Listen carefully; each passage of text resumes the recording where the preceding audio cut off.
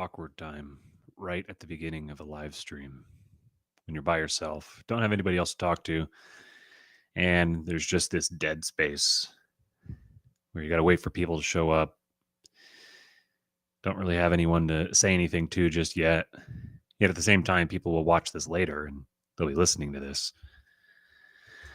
Let me let everybody know that I am live now.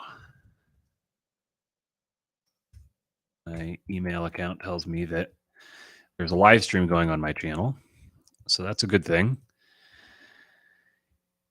Let me know. Drop a comment in the live chat here if you can see me and hear me. Let me know how things look and sound. What's up, Well Emmanuel? Yes, I hope work allows you to listen as well. This is going to be quite an episode, I think. I just went and listened to the first or to the next couple of sections here that hopefully we'll be able to read through today, and it's some hot fire, so to speak.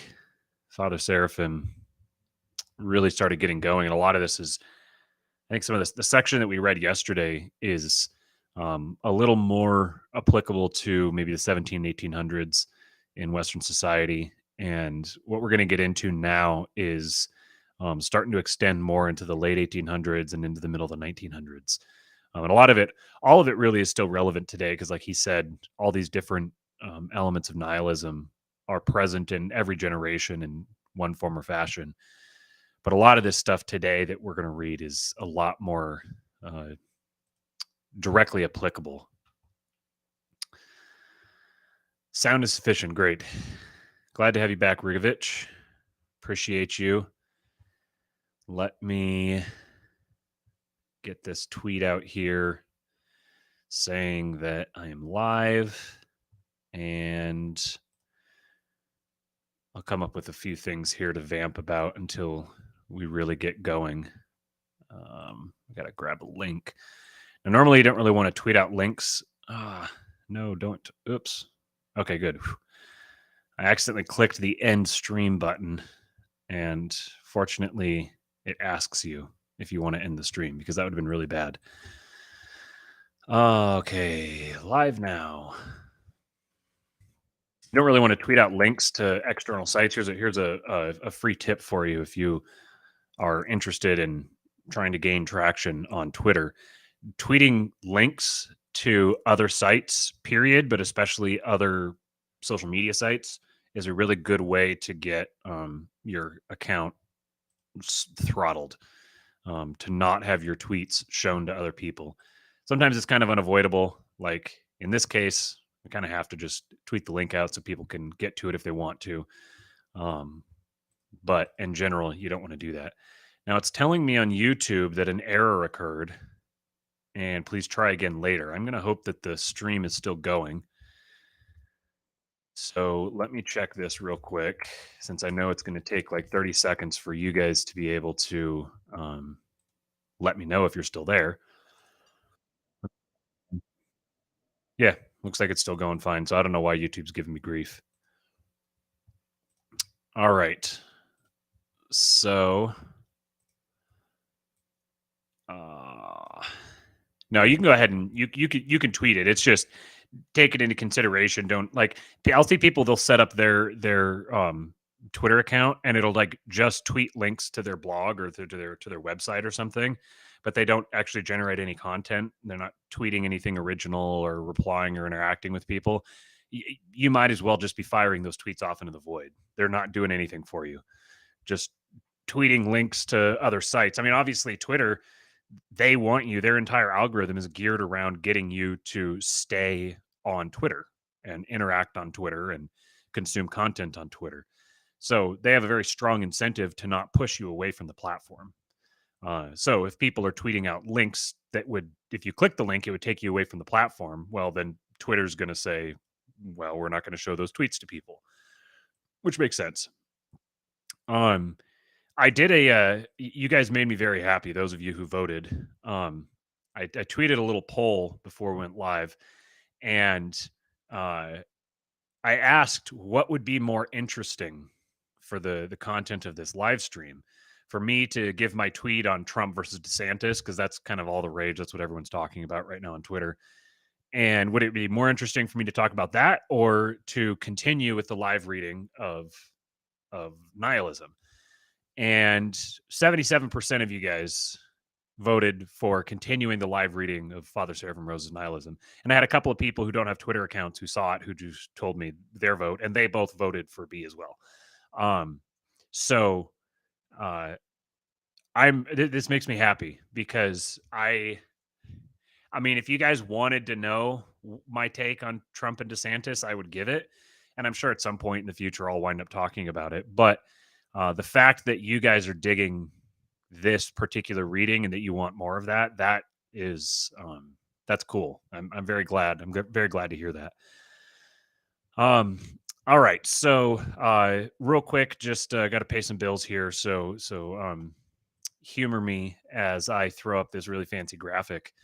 Fox and Sons Coffee. You guys have heard me talk about them. I did a ad read on them yesterday, and to me, this is more than just an ad read. It's actually an example. It's like a case in point, uh, uh, living example of the kind of mentality that I think is going to be the true one of the true antidotes to nihilism. And that is men who are taking an active role in not just um, exercising kingship in their own lives, but in training other young men to do the same, getting this cross generational training spun back up again in a way that it used to be like apprenticeship used to be a very common model. It was like the model for people. If your father was a farmer, then you would apprentice with your father and you'd become a farmer and you'd live your life as a farmer. Um, or if you had different skills or different opportunities, then you might go apprentice yourself to, I don't know, like a mason or a carpenter, or you know, you might wind up learning to be a diplomat, or all kinds of different careers you could go into. But in all these cases, it generally wasn't like, we're going to send you to this special school where they're going to teach you, give you a broad base of education, quote unquote, and then you can just kind of pick what you want to do. No, you were like directly discipled and guided, and you apprenticed under someone who knew what they were doing. In this particular case, Stephen Fox, the founder of Fox and Sons, he wants to use this business to teach his sons how to build and run a business. And coffee is what he chose to put his mind to make the business about, because he has very fond memories of him drinking coffee with his own father. And it was one of those things that just was just always associated with really positive sentiments to him. And so it was an easy choice. And this is really good coffee. So he's exercising these important principles, and he's demonstrating these important principles of being of service to other people, to his sons, where not only are they providing a value to someone, but they're providing a high quality value. They're producing a great product, because you can go anywhere, you can get coffee. You can like go down to their store, you can go to McDonald's, you can go to Dunkin' Donuts, you can go wherever you want. You can get some coffee. You can even order. There's lots of different podcast sponsors that have coffee. They've got some little coffee brand that's selling coffee that they're advertising for. But Fox and Sons is different because, number one, it's just really, really good coffee. It's amazing coffee. My wife keeps telling me how much she likes this coffee.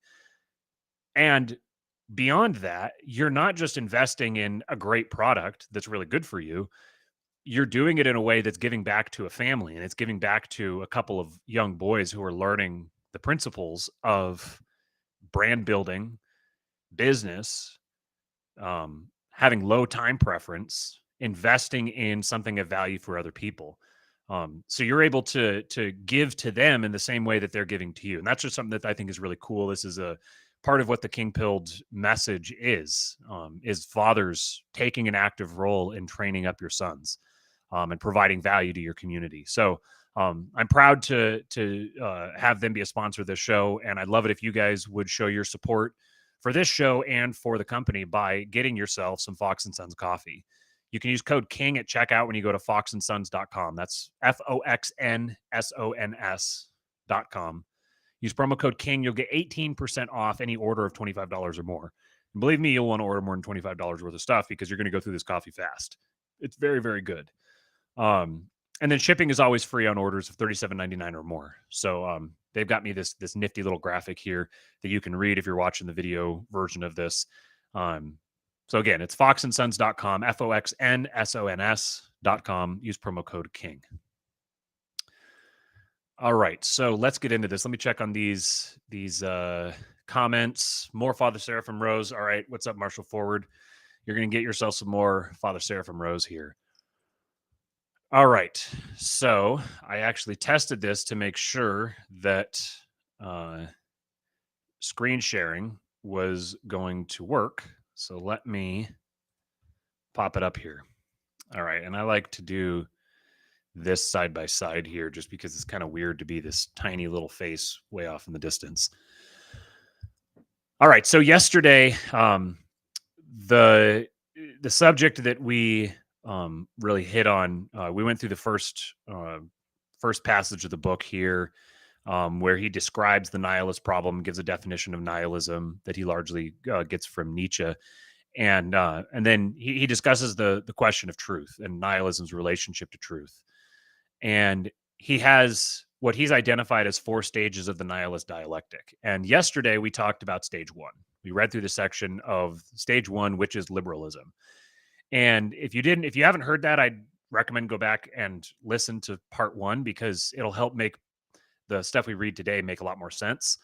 But basically the way that these stages of the nihilist dialectic work is, as Father Seraphim is laying out, is essentially that you get the seed, where he really sees this process happening is the seed of nihilism was really implanted with liberalism.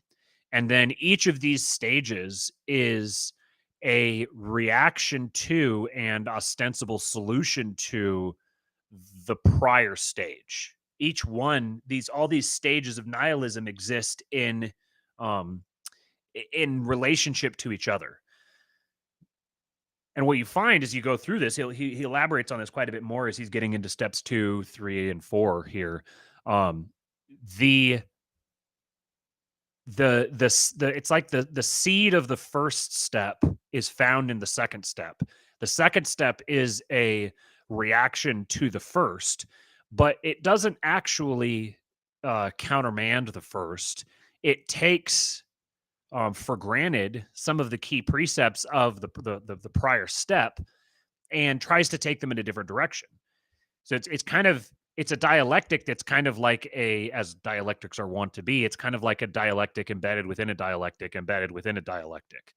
And there's this pattern of reactionary thought going back and forth. And I'd kind of touched on this a while back. I said something about how it seemed to me that the response to Trump was the popular culture response to Trump was a conservative response.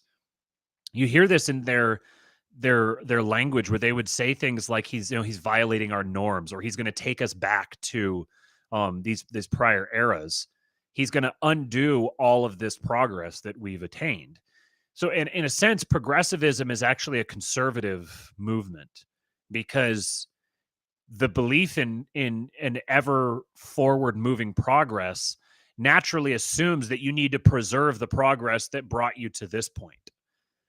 If we're going to have further progress, then we need to build on our prior progress. So if you're starting to undermine our prior progress, then we need to conserve that prior progress so that we can get more progress on top of it. So there's a sense that I kind of have started identifying where progressivism is reactionary, and the reactionaries are almost more progressive than the progressives, because the reactionaries, there's often a lot of futurist overlap with reactionaries. And if you're someone who comes from some of the circles that I've kind of found myself in lately are more perennialist, Evola, Guénon, kind of the Nietzschean vitalist. Vitalism is the third step here. So if you're coming from this more explicitly a proponent of fascism, which I don't pearl clutch over fascism. There's definite things about it that I don't think are necessarily bad. But if you're if you are an explicit enthusiast of mid 20th century European history, if you catch my drift, this is probably going to be a little more. You're going to take this as a little more of a rebuke. He kind of dunked a lot on Marxists in step one, and he does a little more in step two. When he gets to step three, vitalism, he starts going guns blazing at Mustache Man and his programs. Um, but anyways, so there's kind of a within the reactionary sphere, you get a lot of futurism. I mean, Moldbug would be the most probably most pertinent example of that. But Moldbug's vision for an ideal society is very postmodern. It's postmodern. It's very it takes a very progressive look at the world. And so that's kind of how these different stages relate to one another, where one of them, um, the succeeding one looks at the preceding one and says, okay, you diagnose the problem properly, but you have the wrong solution. Or maybe you have the right solution, but you're looking at the problem in the wrong way. So they're like, I agree with part of what you of your plan, but we disagree on this other part, and that's the substance of it. And so that's how this dialectic begins, um, kind of just ping ponging back and forth through history. So that's going to be a big part of what he's going to get into with this here today. I'll get a drink here real quick.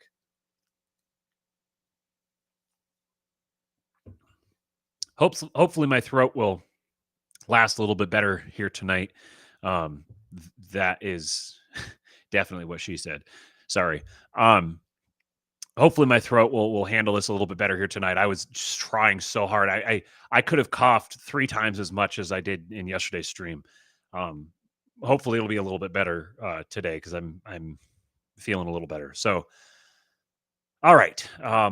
Once again, for those of you who are not familiar with this format, basically this is intended to kind of be like an interactive audiobook. So I'm live reading it as one would an audiobook, but I'm going to provide commentary here and there, try to clarify some of it. Some of this book was written in, I think, the 60s. So some of it is very it's a little bit dense, I guess, is the way that that Father Seraphim liked to write was very a lot of parenthetical thoughts contained within parenthetical thoughts, very much like the Apostle Paul. Um, it sometimes it'll be like by the time I get to the end of the sentence, I forgot what the beginning of the sentence was. So I'll try to parse out some of that and clarify it a little bit. But anyways, let's get started. So this is not Nihilism, the root of the revolution of the modern age by Father Seraphim Rose. Starting with step 2 of his 4-step process of the nihilist dialectic. And step 2 here is realism. And I'll actually read the last paragraph of the prior section. So, liberalism is the first stage of the nihilist dialectic, both because its own faith is empty and because this emptiness calls into being a yet more nihilist reaction. A reaction that ironically proclaims even more loudly than liberalism its love of truth, while carrying mankind one step farther on the path of error. This reaction is the second stage of the nihilist dialectic, realism. Part 2, realism. The realism of which we speak, a generic term which we understand as inclusive of the various forms of naturalism and positivism, is, in its simplest form, the doctrine that was popularized precisely under the name of nihilism by Turgenev in Fathers and Sons. The figure of Bazarov in that novel is the type of the new man of the C60s in Russia. I don't know what the C is supposed to be here. Seems like another, maybe kind of a typo. Simple-minded materialists and determinists who seriously thought, like D. Pisarev, to find the salvation of mankind in the dissection of the frog, or thought that they had proved the non-existence of the human soul by failing to find it in the course of an autopsy. It's like one of those things where, like, I think they quite literally would do an autopsy and they would weigh someone just before they died and they would weigh them right after they died and see if there was a difference, and they'd say that was the weight of the soul. So this would be realism. One is reminded of the Soviet nihilists, the new men of our own 60s who failed to find God in outer space. This nihilist is the man who respects nothing, bows before no authority, accepts, so he thinks, nothing on faith, judges all in the light of a science taken as absolute and exclusive truth, rejects all idealism and abstraction in favor of the concrete and the factual. I'm thinking of like Sam Harris, kind of. He is the believer, in a word, in the nothing but, in the reduction of everything men have considered higher, the things of the mind and spirit, to the lower or basic matter, sensation, the physical. As opposed to liberal vagueness, the realist worldview seems perfectly clear and straightforward. In place of agnosticism or an evasive deism, there is open atheism. In place of vague higher values, naked materialism and self-interest. All is clarity in the realist universe, except what is most important and most requires clarity, its beginning and end. Where the liberal is vague about ultimate things, the realist is childishly naive. They simply do not exist for him. Nothing exists but what is most obvious. Such realism, of course, is a self-contradiction, whether it takes the form of a naturalism that tries to establish an absolute materialism and determinism, or a positivism that purports to deny the absolute altogether, or the doctrinaire agnosticism that so readily discourses on the unknowability of ultimate reality. We have already discussed this problem in section 1 of this chapter. But argument, of course, is purely academic in view of the fact that realism, a logical self-contradiction, is not properly treated as a philosophy at all. It is the naive, undisciplined thought of the unreflective practical man who, in our age of oversimplification, thinks to impose his single-minded standards and ideas upon the entire world. Or, on a slightly different level, the equally naive thought of the scientist, bound to the obvious by the requirements of his specialty, when he illegitimately attempts to extend scientific criteria beyond their proper bounds. In the latter sense, it is, to adopt a useful distinction, scientism, as opposed to legitimate science. For it must be understood that our remarks here are not directed against science itself, but against the improper exploitation of its standards and methods that is so common today. It's a little wild that he was writing this like 60 years ago. And he is identifying this stuff here that's become just, it's almost trite to identify some of this stuff now because it's so prevalent. There was something up here that I was gonna.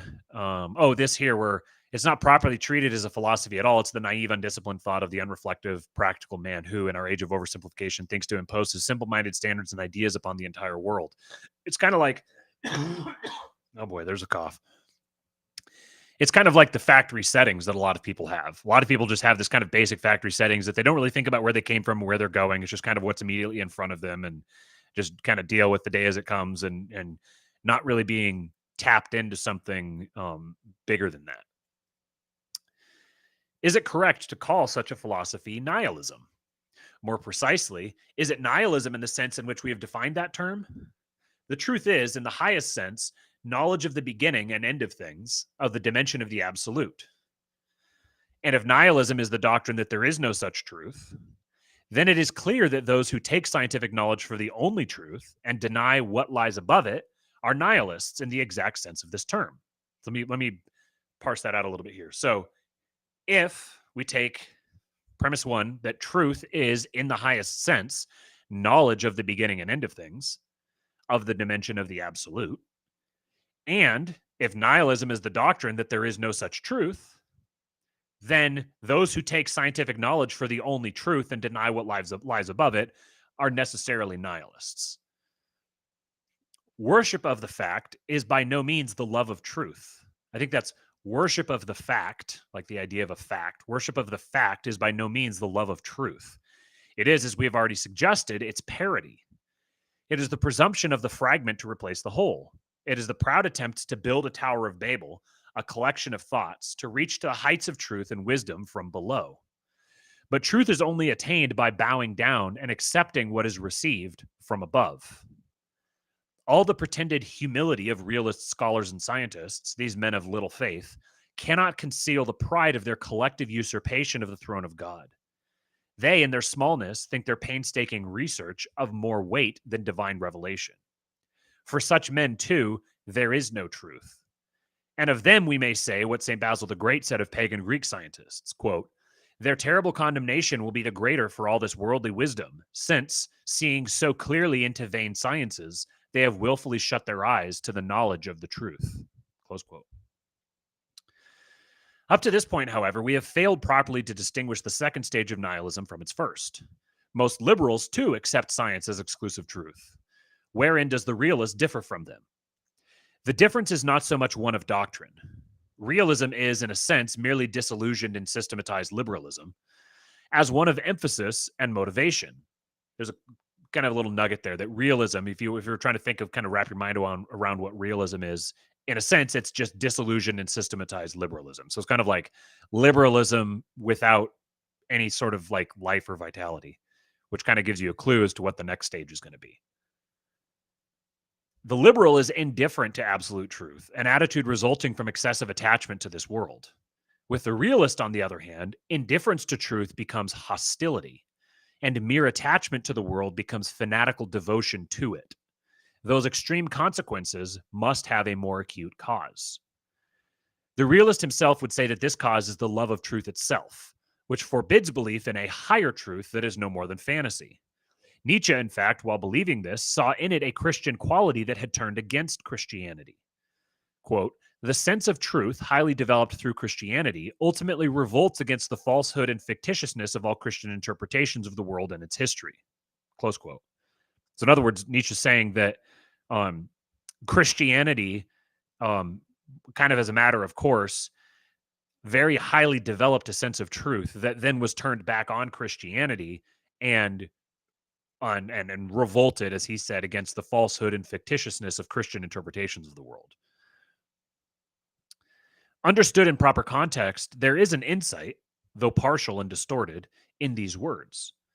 Nietzsche most immediately was rebelling against a Christianity that had been considerably diluted by liberal humanism. He's not rebelling against orthodoxy.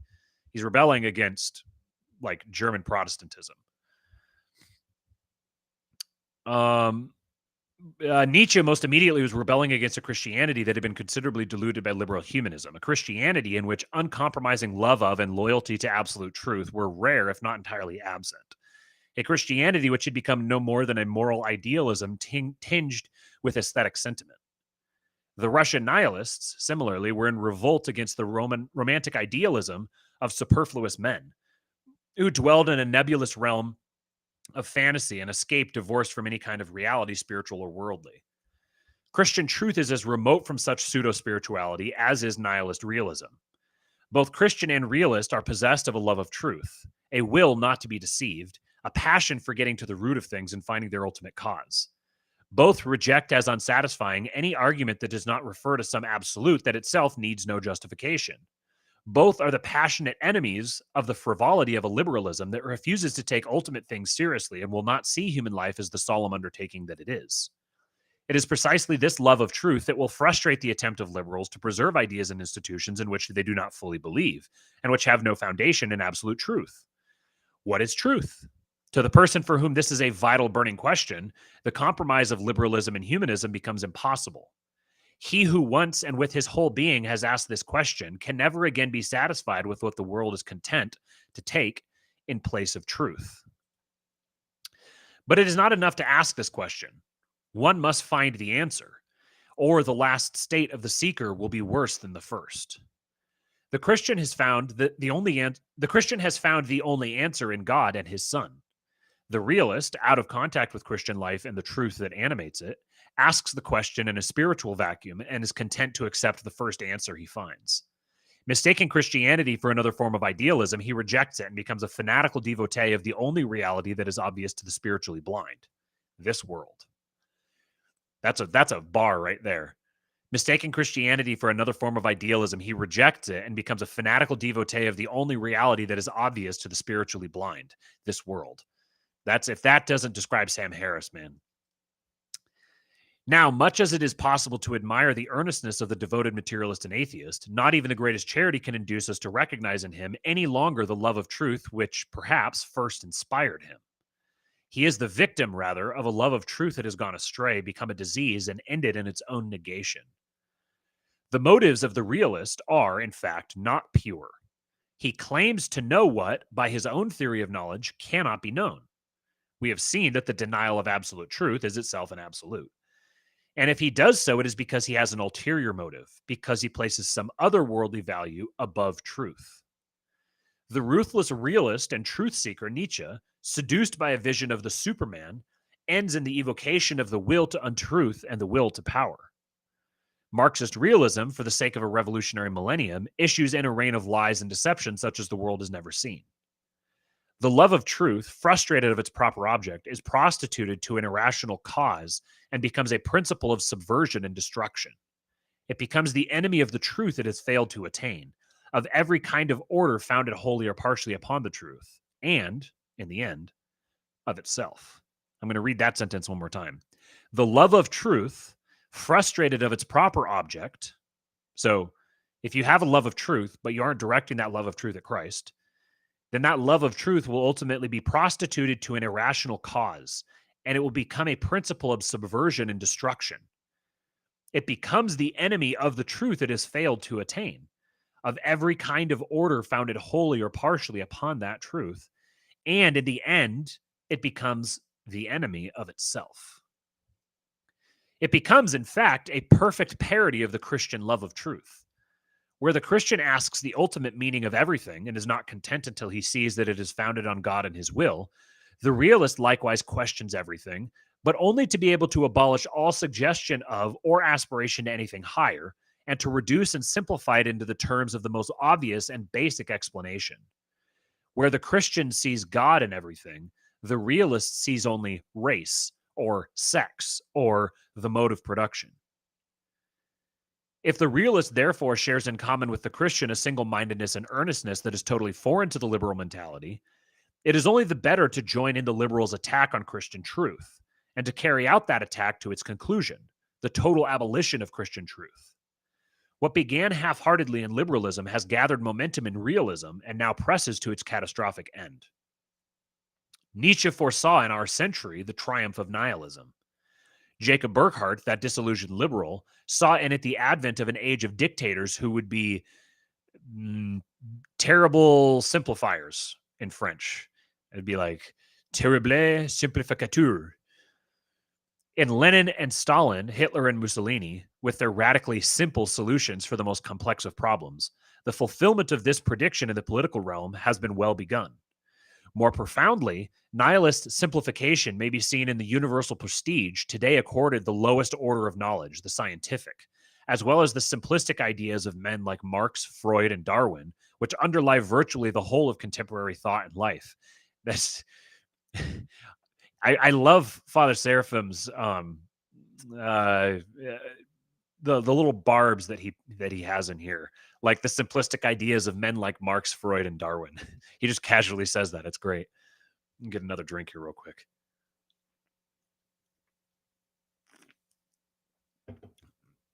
Yes. Thank you, Amy. My French is absolutely dreadful.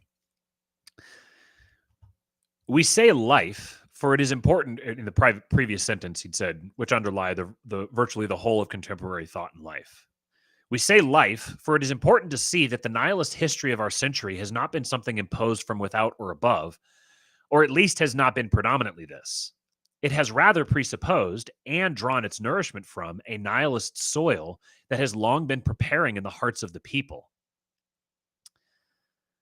It is precisely from the nihilism of the commonplace, from the everyday nihilism revealed in the life and thought and aspiration of the people, that all the terrible events of our century have sprung. The worldview of Hitler is very instructive in this regard, for in him the most extreme and monstrous nihilism rested upon the foundation of a quite unexceptional and even typical realism. He shared the common faith in science, progress, and enlightenment, though not, of course, in democracy, together with a practical materialism that scorned all theology, metaphysics, and any thought or action concerned with any other world than the here and now, priding himself on the fact that he had the gift of reducing all problems to their simplest foundations. He had a crude worship of efficiency and utility that freely tolerated birth control, laughed at the institution of marriage as a mere legalization of a sexual impulse that should be free, welcomed sterilization of the unfit, despised unproductive elements such as monks, saw nothing in the cremation of the dead but a practical question, and did not even hesitate to put the ashes or the skin and fat of the dead to productive use. He possessed the quasi-anarchist distrust of sacred and venerable institutions, and particularly the church, with its superstitions and all of its outmoded laws and ceremonies. We have already had occasion to note his abhorrence of the institution of monarchy, a determining factor in his refusal to assume the imperial tide. He had a naive trust in the natural mom, the healthy animal who scorns the Christian virtues, virginity in particular, that impede the natural functioning of the body. He took a simple minded delight in modern conveniences and machines, and especially in the automobile in the sense of speed and freedom it affords. There is very little of this crude Weltanschauung that is not shared to some degree by the multitudes today, especially among the young, who feel themselves enlightened and liberated. Very little that is not typically modern. And it is precisely upon the basis of a realism such as this, in which there is no more room for the complicated Christian view of life and the supremely important realities of the spiritual world, that the grossest superstitions and the most blatant credulity can thrive. Well-meaning men think to forestall the appearance of another Hitler by an attack upon irrationality and a defense of reason, science, and common sense. But outside of the context of Christian truth, these values, constituting a realism of their own, are a preparation for, and not a defense against, the advent of another terrible simplifier. The most effective contemporary simplifiers are those who hold power in the Soviet Union, who have made a religion of science and common sense. And anyone who looks to those most superstitious men for the defense of any value worth defending is sorely deceived. Realism unquestionably belongs to the spirit of the age, and all who feel themselves to be of that spirit have had to accommodate themselves to it. Thus, humanism, which in a more leisurely age had a more idealistic and liberal coloration, has itself found it necessary to change with the times and adopt a more realistic tone. The more naive have founded a humanistic religion that identifies itself with the cause of science and progress, and has made into dogmas precisely the self-contradictions we've already examined. It is men like this who are capable of seeing in Marxism, too, a kind of humanism. But even in the most sophisticated of contemporary humanists, in the most urbane scholars and statesmen, the realist tone is unmistakable. It is revealed, for example, in the invasion by scientific methods and attitudes of the last strongholds of the humanities. No contemporary scholar in whatever field feels secure unless his work is to be the fullest possible degree scientific, which often means, of course, scientistic. Remember again, he's writing this 60 years ago. Now all of this stuff is very obvious, this dynamic he's describing, like the dynamic he's describing in the Soviet Union, who made a religion of science and common sense. That's the same spirit that moved its way across the, one might identify the fact that it was not born in the Soviet Union. It was inculcated in the Soviet Union. It was exported to the Soviet Union, and then it was brought back home again. But either way, it's the same phenomenon he's looking at. Realism may be seen, again, in the stoical, worldly wise, and often cynical tone of all but the most naive, or religious, of contemporary humanists. Their imagined freedom from illusion has also been, in large measure, a disillusionment. They now know better than to believe in the higher truths that comforted their fathers. Humanism, in short, has come to terms with realism, and so it thinks with reality. In the passage from liberalism to realism, the humanist sees not only a disillusionment, but a process of maturing. The Orthodox Christian, of course, sees something quite different. If the function of liberalism was to obscure, with the smoke of tolerance and agnosticism, the higher truths concerning God and the spiritual life, the task of the realism we have been examining has been to annihilate those truths. In this second stage in the progress of the nihilist dialectic, heaven has been closed off from the gaze of men, and men have resolved never again to take their eyes off the earth, but to live henceforth in and for this world alone. This realist resolve is as present in a seemingly innocent logical positivism and scientific humanism as it is in the obviously satanic phenomena of Bolshevism and National Socialism. The consequences of this resolve are hidden from those who make it, for they involve the very reality to which realism is blind, the reality both above and below the narrow realist universe. We shall see how a closing off of heaven looses unexpected forces from below that make a nightmare of the nihilist dream of a new earth, and how the new man of realism will resemble less a mythological, fully developed perfect humanity than a veritable subhumanity, such as never before been encountered in human experience. We must now explore the next step in the progress of the nihilism that leads to those ends: vitalism. This is where you can see him hinting in this second to last sentence here. a nightmare of the nihilist dream of a new earth and how the new man of realism will resemble less a mythological, fully developed, perfect humanity than a veritable subhumanity such as never before been encountered in human experience. He's talking about transhumanism. He's not transhumanism was not even as completely fully developed back then as it is now, but this is the phenomena that he's driving at. He's identifying this 60 years ago, that transhumanism was coming, that there was going to be a push for creating a fully developed perfect humanity, but it was in actuality going to wind up creating a subhumanity of these people who are basically becoming drones.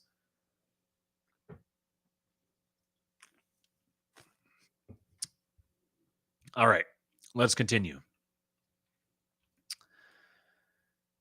One more thought before we get going. So you can see here that liberalism kind of sets up as ambivalent to Christian truth. More specifically, liberalism is ambivalent toward Christ. That sets the stage or paves the road for realism, which is explicitly hostile to Christian truth, that is, to Christ. That then, if you can kind of track the trajectory here, the natural next step is going to be if ambivalence has set the stage for hostility and annihilation, then what must come next? You must have a replacement of Christ. First, you were ambivalent to him, then you were hostile to him and annihilated him. Now you have to replace him with something. This is vitalism. Liberalism and realism have been leading men for a century and more down a false path, whose end, if the path had not been deflected, would have been something like one of those reverse utopias of which we have now heard so much. A more terrible, brave new world, perhaps, an inhuman technological system wherein all worldly problems would be solved at the cost of the enslavement of men's souls. Against this utopia of rationalist planning, many protests have been raised in the name of the concrete and personal, of the unplanned and unsystematic needs of human nature that are at least as essential, even for a purely worldly happiness, as the more obvious material needs.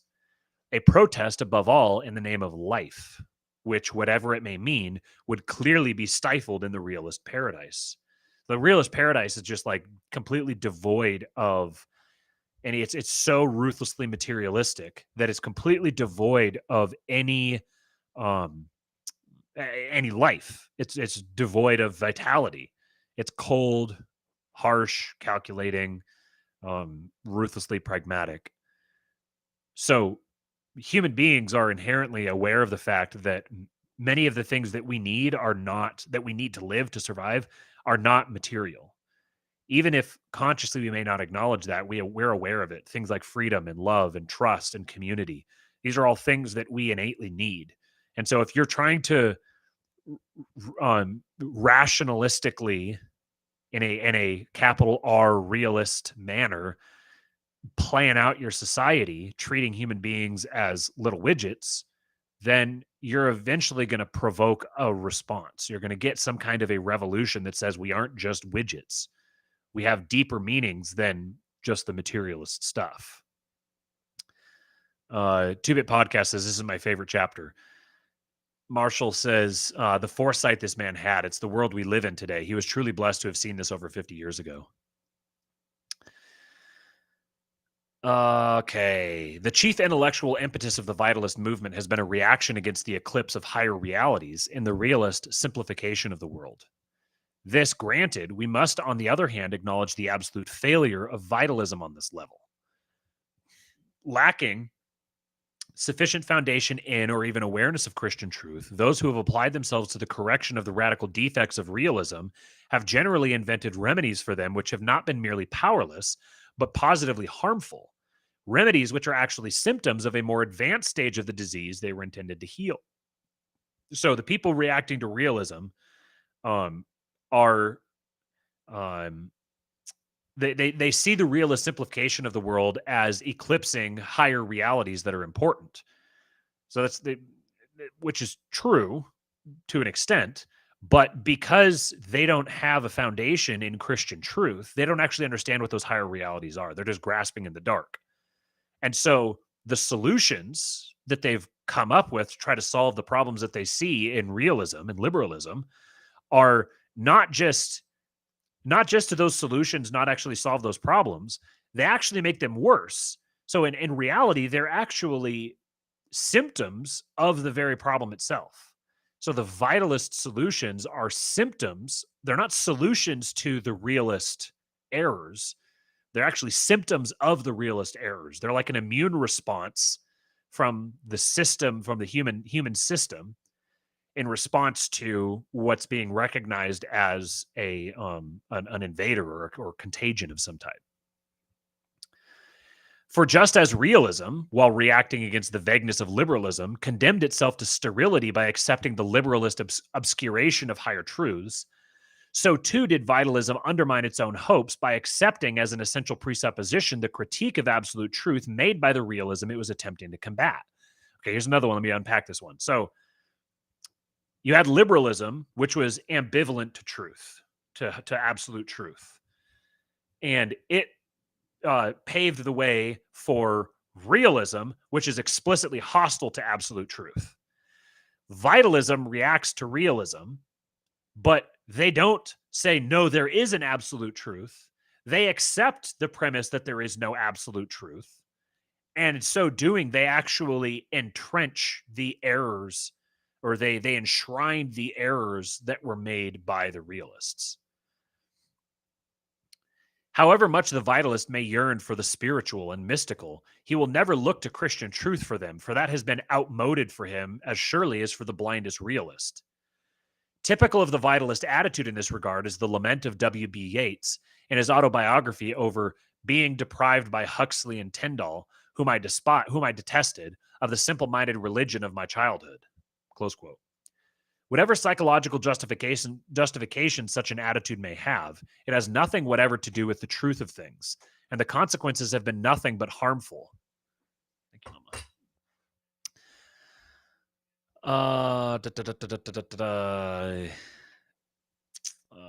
Okay, I got to figure out where I was. Okay, whatever psychological justification such an attitude may have, it has nothing whatever to do with the truth of things, and the consequences have been nothing but harmful. There is no form of vitalism that is not naturalistic. None whose entire program does not begin and end in this world. None whose approach to any other world is anything but a parody. The path of nihilism, let us note again, has been progressive.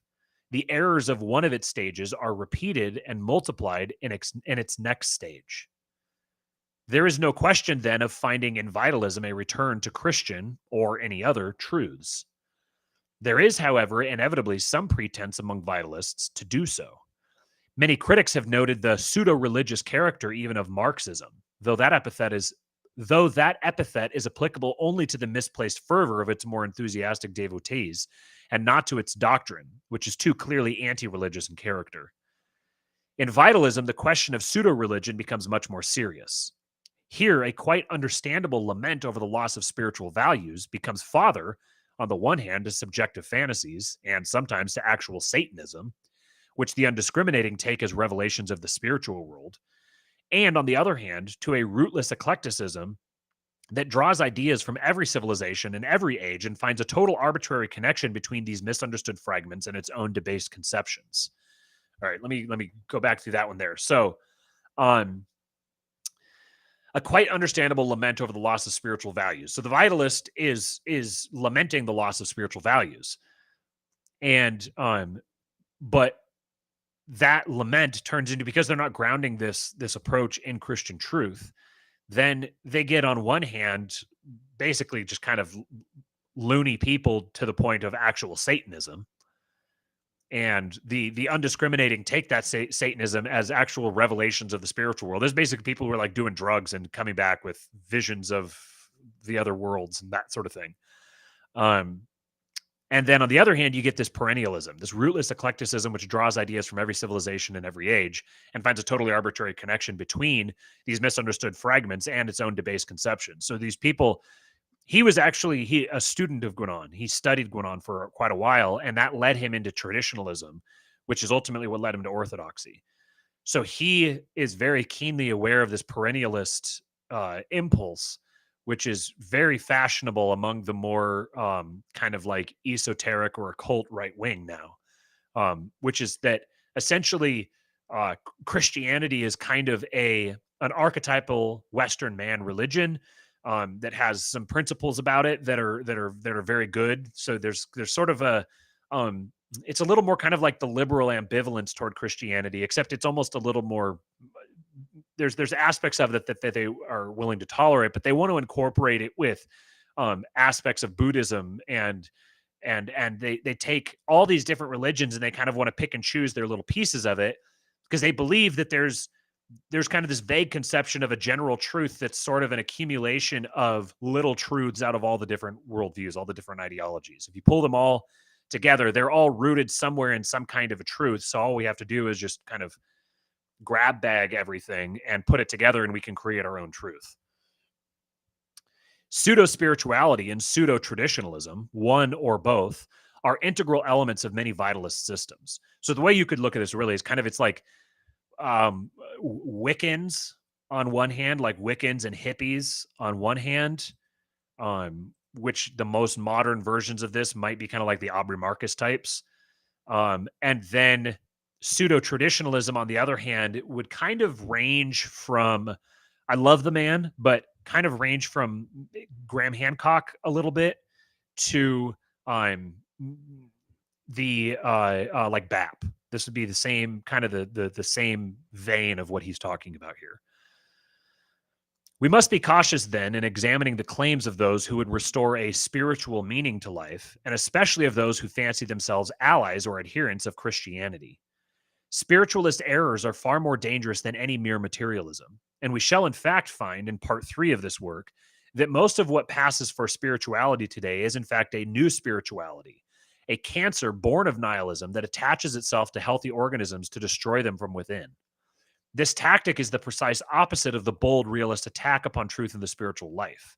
It is no less a nihilist tactic, but it is no less a nihilist tactic and a more advanced one. So where the realist directly attacked truth and spiritual life, and where the liberal was ambivalent toward truth and spiritual life, the vitalist is a they're not going to like this. The vitalist is a subversive attack on truth and the spiritual life. 2-Bit says Hinduism is one of the main ones they try to smash into Christianity. I'm guessing it's the hierarchy structure in it that appeals and seems parallel. Yeah, that's right. Did I say I meant Hinduism? And I think I said Buddhism. Hinduism was the one I was thinking of.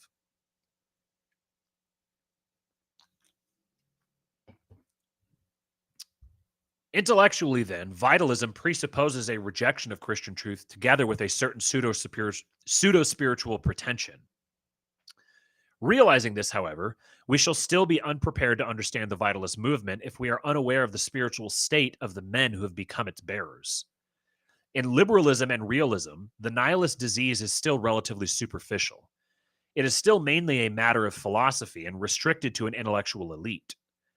In vitalism, however, as already in Marxism, the most extreme manifestation of the realist mentality, the disease not only develops qualitatively, it also extends itself quantitatively.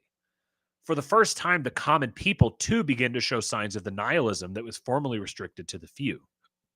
You're getting a little bit of elite theory in here, where a lot of this stuff begins among the elites and then filters down to the common people. So the common people lag behind the elites because, I mean, this is just a fact of human life that those who generate the ideas guide those who receive those ideas from them.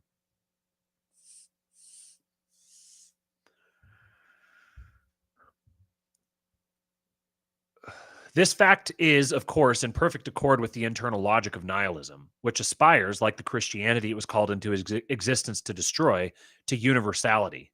By the middle of the 19th century, perceptive thinkers were expressing apprehension at the prospect of the awakened multitudes, those who were to be exploited by the terrible simplifiers.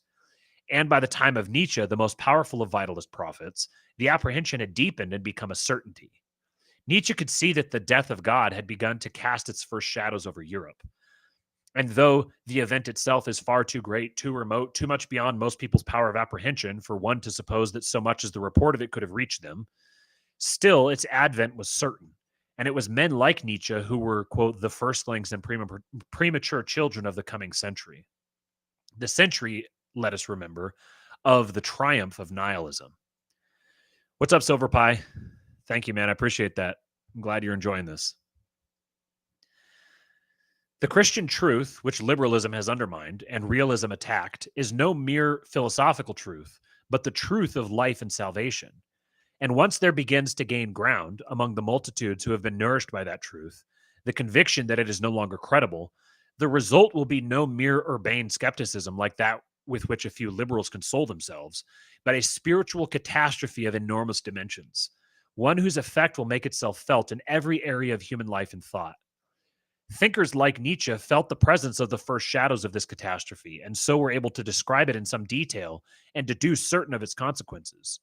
But not until these shadows had begun to steal into the hearts of the multitudes could these consequences manifest themselves on a large scale. Toward the end of the 19th century, increasing numbers of quite ordinary men had begun that restless search, so much a part of our own contemporary scenes, to find a substitute for the God who was dead in their hearts. This restlessness has been the chief psychological impetus of vitalism. It is raw material, as it were, ready to be shaped after the pattern of the intellectual presuppositions we have just examined, by craftsmen inspired by the latest current of the spirit of the age. We tend, perhaps, to think of this restlessness mainly in terms of its exploitation by nihilist demagogues, but it has been an important stimulant of vitalist art and religion also.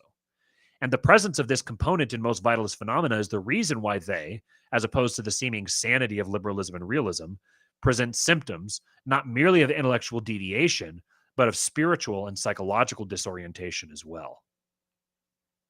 It will be well, before passing on to a consideration of the more formal manifestations of vitalism in philosophy and art, to take a closer look at some of the common manifestations of this inarticulate restlessness that underlies them. Is it as certain as we have implied that it is, after all, a nihilist characteristic? Many will object that its significance has often been exaggerated, that it is simply a new form of something that has always existed, and that it is a ridiculous pretension to dignify something so common by the exalted name of nihilism. There is, of course, some basis for such a judgment. Nonetheless, it can hardly be denied that the modern phenomenon differs in several important respects from any of its predecessors. It exists today for the first time in history on a scale so vast as to be almost universal. Its normal remedies, the remedies of common sense, seem to have no effect whatever upon it, and if anything, they seem to encourage it. And its course has exactly paralleled that of the extension of modern unbelief, so that if the one is not the cause of the other, they are both at least parallel manifestations of the one and the same process.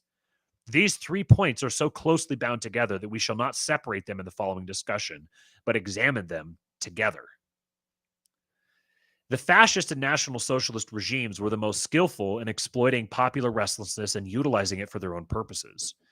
But it is the strange fact, strange to anyone who does not understand the character of the age, that this restlessness has not been quieted by the defeat of its principal exploiters, but has rather increased in intensity since then, and, strangest of all, especially in the countries most advanced in the democratic and liberal ideologies and most blessed with worldly prosperity, and in backward countries in direct proportion to their own progress toward these goals. Neither war nor liberal idealism nor prosperity can pacify it, nor Marxist idealism either, for Soviet prosperity has produced the same phenomenon. These remedies are ineffective, for the disease lies deeper than they can reach. Perhaps the most striking manifestation of the popular unrest has been in crime, and particularly in juvenile crime. Crime in most previous ages had been a localized phenomenon and had apparent and comprehensible causes in the human passions of greed, lust, envy, jealousy, and the like. Never has there been anything more than a faint prefiguration of the crime that has become typical of our own century. Crime for which the only name is one the avant-garde today is fond of using in another nihilist context: absurd. A parent is murdered by a child, or a child by a parent. A total stranger is beaten or murdered, but not robbed, by an individual or a gang. Such gangs terrorize whole neighborhoods by their prowling or their senseless wars with each other. And to what purpose? It is a time of peace and prosperity. The criminals are as likely to be from the best as from the worst elements of society. There is no practical reason for their conduct, and there is often complete disregard for precautions or consequences. When questioned, those apprehended for such crimes explained their behavior in the same way. It was an impulse or an urge that drove them, or there was a sadistic pleasure in committing the crime, or there was some totally irrelevant pretext, such as boredom, confusion, or resentment. In a word, they cannot explain their behavior at all. There is no readily comprehensible motive for it, and in consequence, and this is perhaps the most consistent and striking feature of such crimes, there is no remorse. There are, of course, other less violent forms of the popular unrest. There is the passion for movement and speed, expressed especially in the veritable cult of the automobile. We have already noted this passion in Hitler. The universal appeal of television and cinema, whose most frequent function is to provide a few hours of escape from reality, by both their eclectic and exciting subject matter and by the hypnotic effect of the media themselves. The increasingly primitive and savage character of popular music, and of the perhaps more authentic expression of the contemporary soul, jazz, the cult of physical prowess in sport, and the morbid worship of youth of which it is a part. The prevalence and general permissiveness towards sexual promiscuity, condoned by many supposedly responsible elders as indicative of the frankness of contemporary youth, and as being merely another form of the open, experimental attitude so much encouraged in the arts and sciences. The disrespect for authority fostered by a popular attitude that sees no values but the immediate and dynamic, and leads the most idealistic of youth into demonstrations against repressive laws and institutions.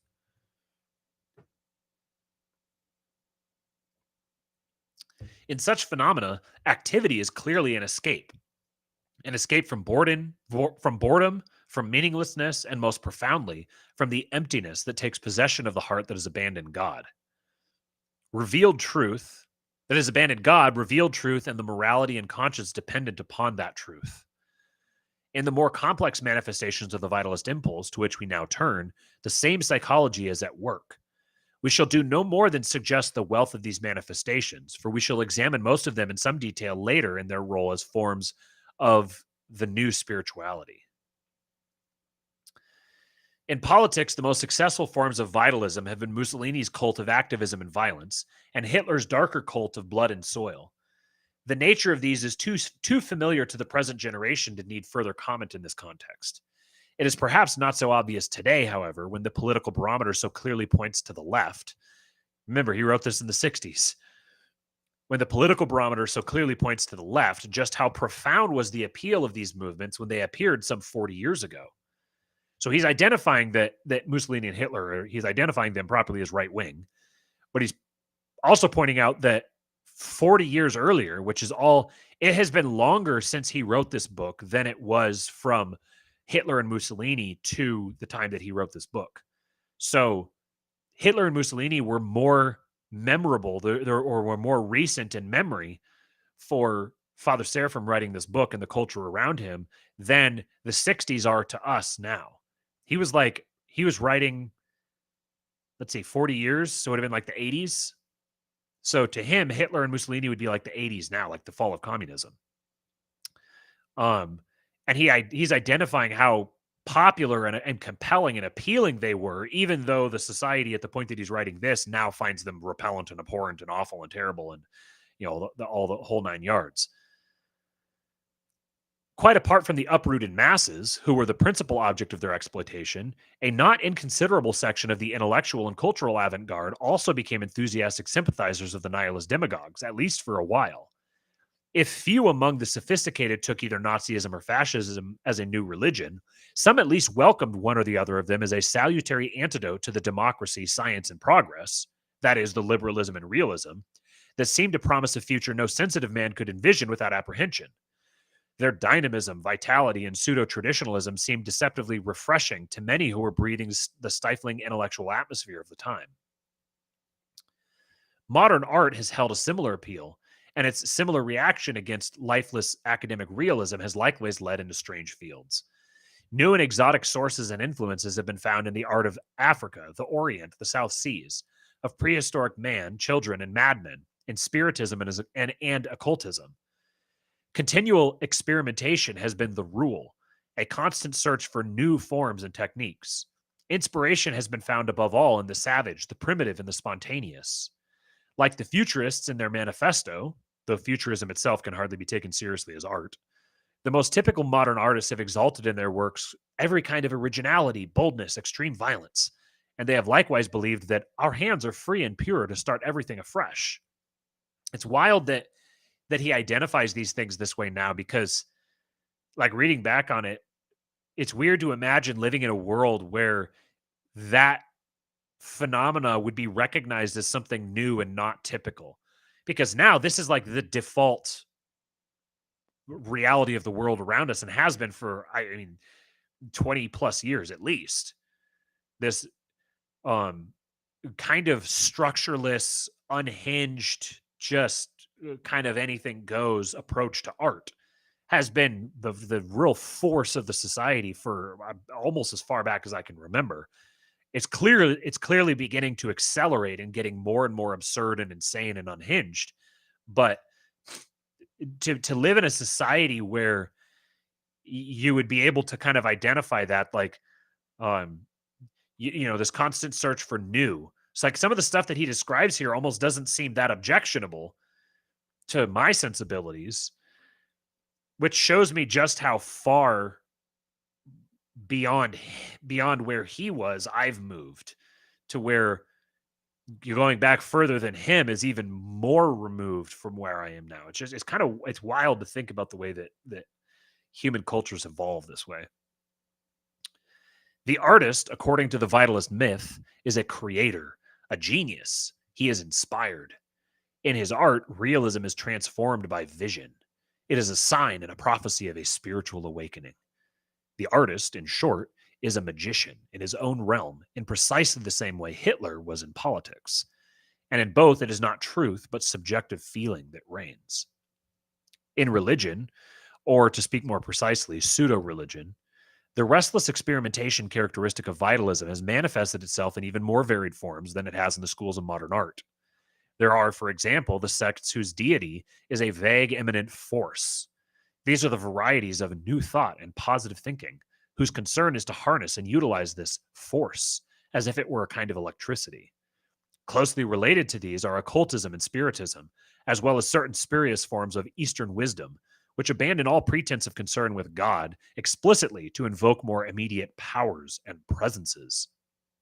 Um, One other thing about Father Seraphim I forgot to mention earlier is that he was he studied under Alan Watts, um, the British Eastern mystic kind of guy. Um, so he's very intimately familiar with this world he's describing. Religious vitalism appears also in the widespread cult of awareness and realization. In a fairly restrained form, this is present in the devotees of modern art and the creative act and vision that inspire this art.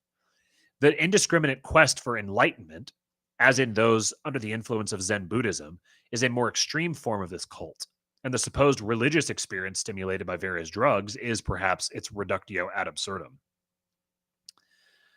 Again, there is the attempt to fabricate a pseudo-pagan cult of nature, and especially of its most primary and basic elements, the earth, the body, sex. Nietzsche's Zarathustra is a powerful prophet of this cult, and it is the central theme of D.H. Lawrence and other novelists and poets of this century. And there is the attempt in most kinds of existentialism and personalism to turn religion into no more than a personal encounter with other men, and sometimes with a vaguely conceived God. Or in pathological atheistic existentialism, to make a religion of rebellion and frenzied self-worship.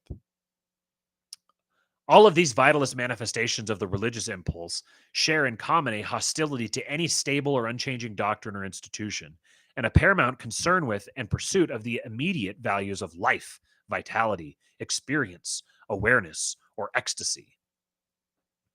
We have delineated the most striking features of vitalism and given some suggestion of its extent, but we have yet to define the term itself and expose its nihilist character.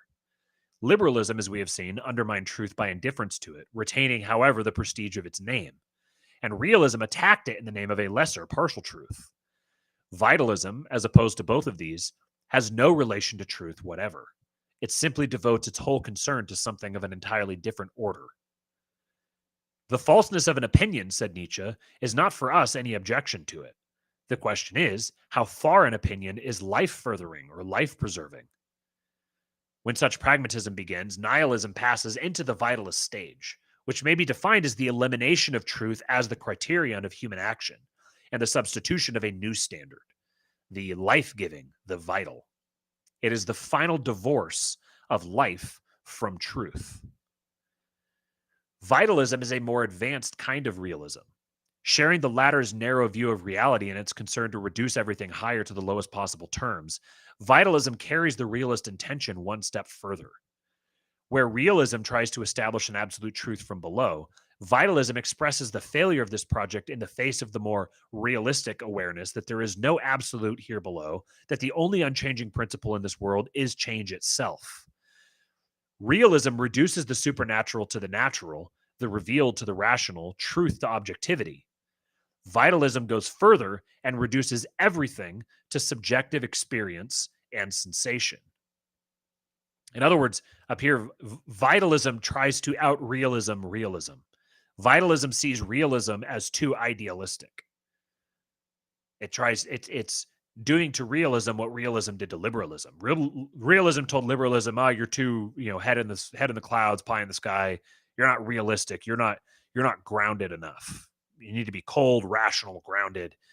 And then vitalism says to realism, "You're delusional. You're out of your mind. Human beings are not rational widgets.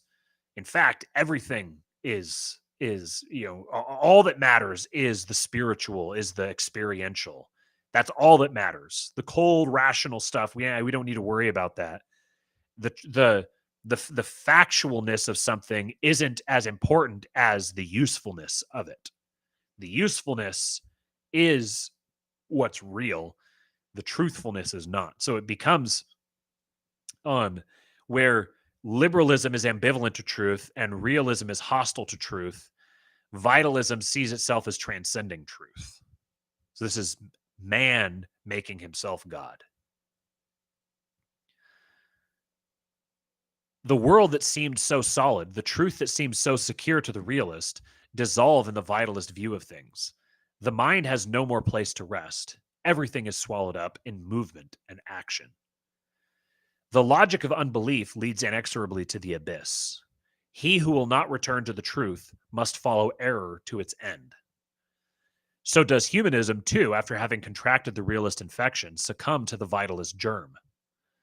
Of this fact, there is no better indication than the dynamic standards that have come to occupy an increasingly large place in formal criticism of art and literature, and even in discussions of religion, philosophy, and science. Yeah, Two-Bit says narratives beat facts every time. Everything is meta-narratives. There are no qualities more prized in any of these fields today than those of being original, experimental, or exciting. The question of truth, if it is raised at all, is more and more forced into the background and replaced by subjective criteria: integrity, authenticity, individuality. Such an approach is an open invitation to obscurantism, not to mention charlatanry. And if the latter may be dismissed as a temptation for the vitalist that has not become the rule, it is by no means possible to ignore the increasingly blatant obscurantism which the vitalist temperament tolerates and even encourages. So he's saying it's an open invitation to obscurantism, not to mention charlatanry, where you can go from just being like super open-minded to where now you're using open-mindedness as a weapon to actually intentionally abolish things like discipline and standards under the guise of, "Oh, we're just being open-minded." That's what he's meaning by charlatanry.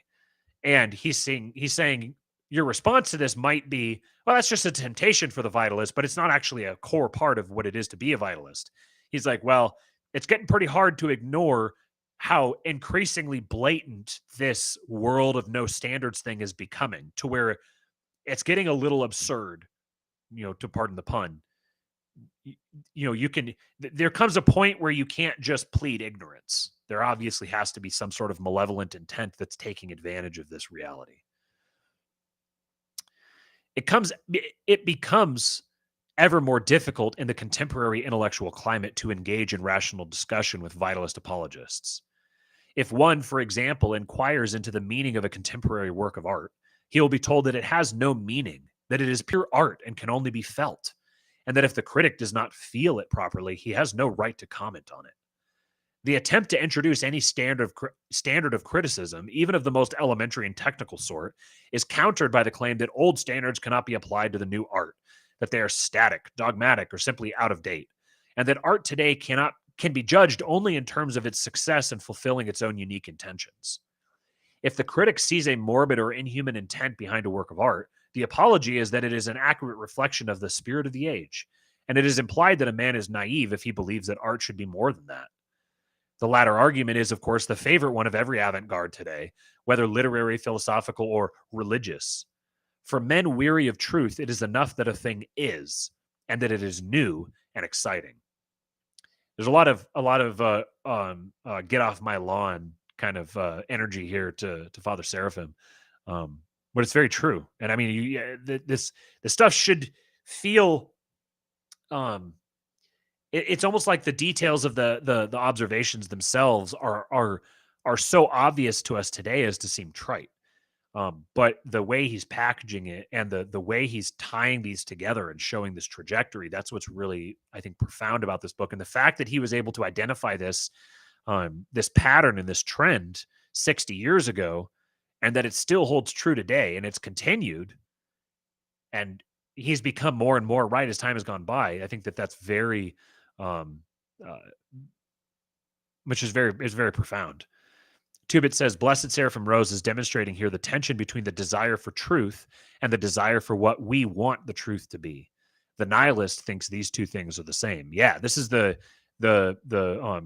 worship of the human will is what vitalism is. It's really, you have the Nietzschean will to power.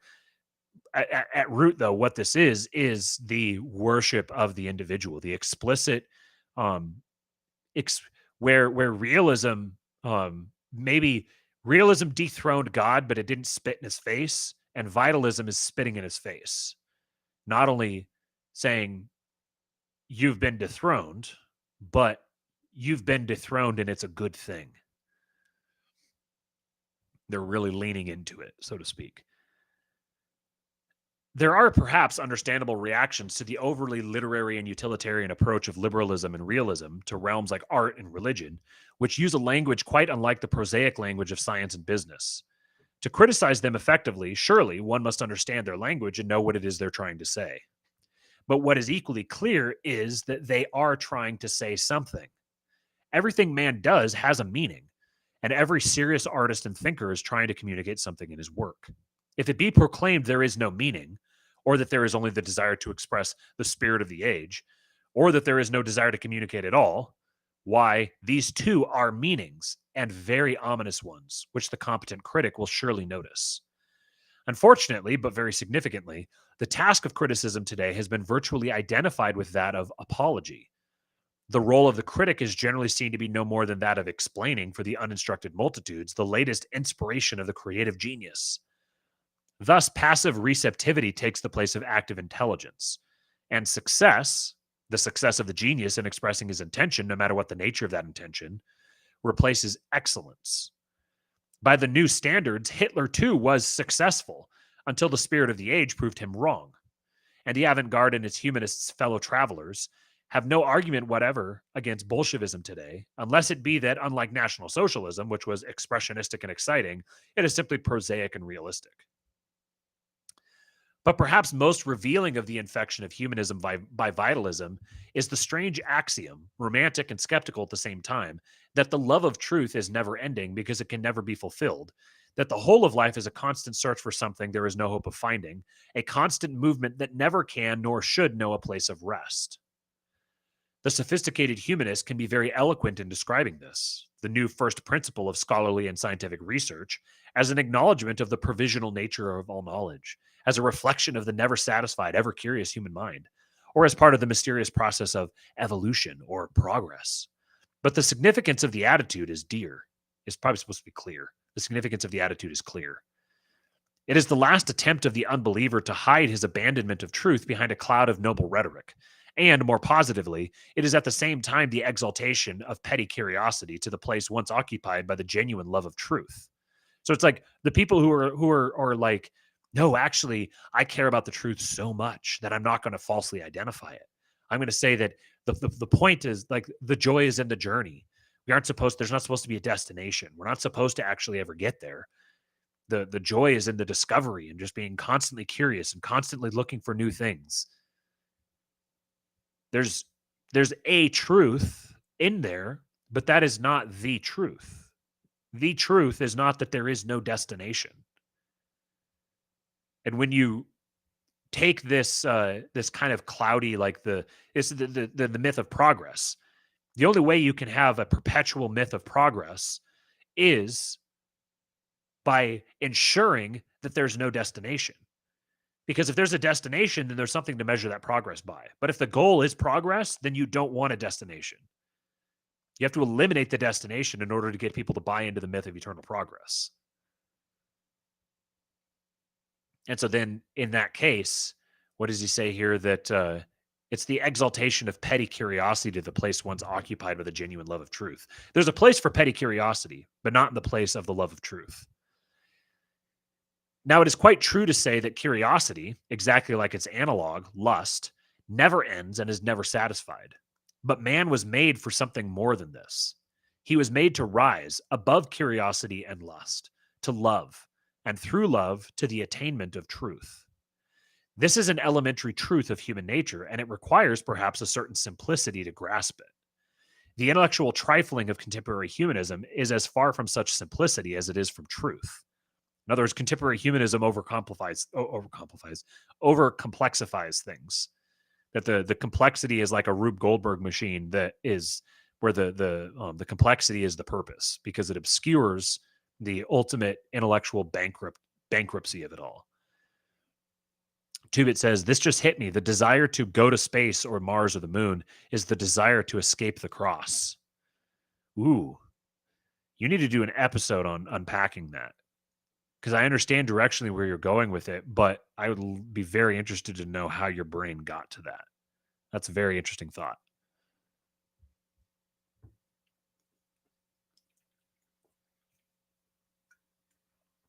You're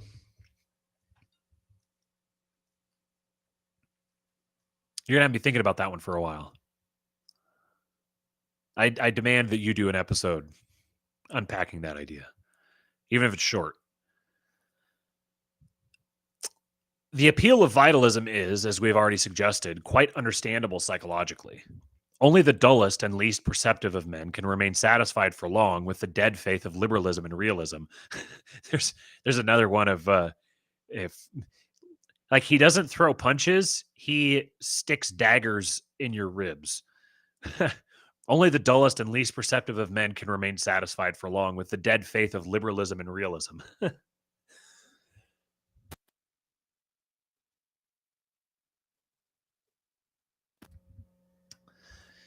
Extreme elements. Okay, this doesn't make sense. There's a typo here. What is this supposed to say? Extreme elements first. Okay. All right, I follow what he's saying. So only the dullest and least perceptive of men can remain satisfied for long with the dead faith of liberalism and realism. Extreme elements first, artists, revolutionaries, the uprooted multitudes, and then one by one, the humanist guardians of civilization, and eventually even the most respectable and conservative elements of society, become possessed of an inner disquiet that leads them into the pursuit of something new and exciting. No one knows exactly what. So it starts with because liberalism and realism are so dead and dull that eventually it starts with the extreme people. The change and revolution really begins at the fringes, but eventually that becomes contagious and it gets all the way into the most conservative and respectable center cores of the society. They get this inner kind of restlessness, this desire, this recognition for wanting something more, and it turns into this pursuit of what's new and exciting with no clear goal. Nihilist prophets, at first generally scorned, come into fashion as men come to share their unrest and forebodings. They are gradually incorporated into the humanist pantheon and are looked to for insights and revelations that will take men out of the barren desert into which realism has led them. Two-Bit says, I'll touch on it tomorrow, but we can delve on the King Pill Discord that everybody should join up to if they haven't already. Yes, if you've seen this nifty little ticker going along on the bottom here, there's a link there, subscribestar.com/kingpill. You can join the King Pill Discord. And after I finish up here, I think we're getting pretty close to the end. After I finish up, then later this evening, I'm going to do a voice chat in the Discord. So if you have any questions or you just want to talk or BS, there's a good group of guys in there. So I'll do a voice chat. I'll be in there for, I don't know, maybe 45 minutes or something like that. After I get Eastwood put down to bed. So, yeah, I should clarify that. So my wife doesn't hurt me. After I assist my wife in putting Eastwood to bed. Eastwood is a handful. He's a beautiful, beloved little boy who is an absolute handful. And my wife is a pure saint for her patience and dedication to him. And I do not want to give her short shrift on that. Okay. Beneath the trivial sensationalism and eclecticism that characterize the contemporary trend to mysticism and spiritual values lies a deep hunger for something more substantial than liberalism and realism have provided or can provide. A hunger that the varieties of vitalism can only tease but never satisfy. Men have rejected the Son of God, who, even now, desires to dwell in men and bring them salvation. And finding intolerable the vacuum this rejection has left in their hearts, they run to madmen and magicians, to false prophets and religious sophists for a word of life. But this word, so readily given, itself turns to dust in their mouths when they try to repeat it. Realism, in its rage for truth, destroys the truth. In the same way, vitalism, in its very quest for life, smells of death. The vitalism of the last 100 years has been an unmistakable symptom of world weariness. And its prophets, even more clearly than any of the philosophers of the dead liberalism and realism they attacked, have been a manifestation of the end of Christian Europe. Vitalism is the product, not of the freshness and life and immediacy its followers so desperately seek, precisely because they lack them, but of the corruption and unbelief that are but the last phase of the dying civilization they hate. One need be no partisan of the liberalism and realism against which vitalism reacted to see that it has overreacted, that its antidote to an undeniable disease is itself a more potent injection of the same nihilist germ that caused the disease. Beyond vitalism, there can be only one more definitive stage through which nihilism may pass: the nihilism of destruction.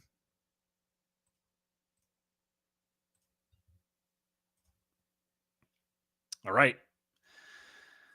So we got through realism and vitalism. Now we've got the nihilism of destruction, and then we'll continue from there. The nihilism of destruction is quite a bit shorter. And then the next section goes into the theology and spirit of nihilism as he starts digging into it a little more in depth. So let's see here. Next time, we'll probably get through the nihilism of destruction and then the first section of the next half, and we'll probably be able to get through the second section as well. Hope you guys are enjoying this. Do me a favor for the sake of the algorithm. I've been out of the game for a while here, and so I've kind of fallen out of the algorithm. I think videos don't get recommended the same. So if you would like the show and leave me a comment on it, I don't care what you say. You can tell me that I've got a funny looking face. Just leave me a comment on the show and like it. And I appreciate you guys that are here in the live chat. That also helps. Having a lot of activity in the live chat is great for the algorithm. It tells people that, or tells the algorithm that the people are enjoying it, that this is content that people are interacting with. It's keeping them on the platform, and so they will they'll recommend it to more people. And I'd like to get this stuff in front of more people. I think that orthodoxy is really kind of starting to make inroads into Western culture at just the right time. And I don't want to be an ortho bro. I don't want to be the guy who's going out and I mean, no offense to the people who go out and they debate and they get into all that stuff. Like, I appreciate them. That's a thing for them that they want to do. There are the guys who are just really pretty gay, who are just like, they've got like an anime profile on Twitter, and they've got a little Orthodox cross, and then they just go around and argue with people and, try to dunk on people for telling them that they're Protestant and like this kind of, like, I don't want to be that guy. I don't want to be the meme of an ortho bro on Twitter, or on YouTube. But I do want to talk about this stuff because this stuff is interesting to me, and I think it's the most important truth that there is, the truth of Christ. So, um, I appreciate you guys listening up here. I appreciate you guys sharing the show, liking, engaging, all that sort of stuff. And we're going to get through the rest of this one. It looks like there'll probably be maybe 3, maybe 4 more episodes, live reading episodes on this book, and then I want to do Genesis, or I can't ever remember the title of it. The Genesis Creation and Early Man, I think is what it's called. Another one by Father Seraphim Rose. That's very, very interesting. So yeah, thank you guys. Appreciate you being here. And once again, later this evening, probably in an hour or so, I'm going to go hop in the King Pill Discord, and we'll do a voice chat and talk about whatever anybody's interested in. So if you go to subscribestar.com/kingpilled, you can sign up and you can join the Discord and have a good time in there. So